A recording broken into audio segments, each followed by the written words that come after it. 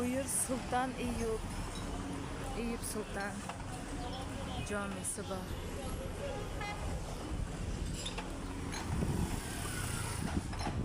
Birinchi Turkiyaga kelgan paytim 1,5 yilda tomorqa olganman, 10 sotiq joy olganman. Keyin boyagi shu tomorqani olishim qiyin bo'lyapti. Biroz topilishi qiyin bo'ldi. Keyin chiqqandan keyin ham biroz nimasi bo'ldi, problemasi bo'ldi. Shunchalik shu tomorqani olgim kelgan. Keyin mana shu bir dam kunimda Eyüp Sultonga kelib, shu namoz o'qib, rosa nima qilganman-da so'raganman. Keyin 2 kunda mana shu tomorqani olib borganman-da. Otajonim borib, gaplashib, tomorqa seniki bo'ldi qizim deb rosa meni xursand qilgan edi. Endi hamma narsaga bir ixlos. Nima qilish kerak? Hozir ham mana Eyüp Sultonga boraman derdimdagi biroz yo'lini uzoq ko'rardim. Keyin nima qilardim? Keyin chin niyat qilgan ekanman. Menga hozir keldim. Kelishim ham osongina bo'lib qoldi. Eyüp Sulton payg'ambarimizning xalifalaridan bo'lgan deb eshitdim.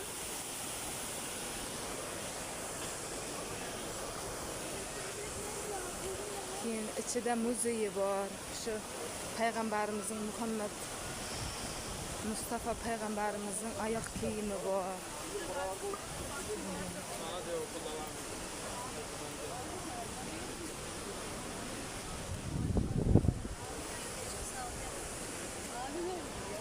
Abim zamanında İtalyan, İspanyol.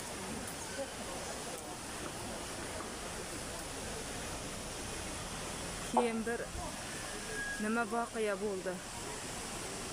Qushlar bo'ladi-ku, shunday suruv uchadigan qushlar.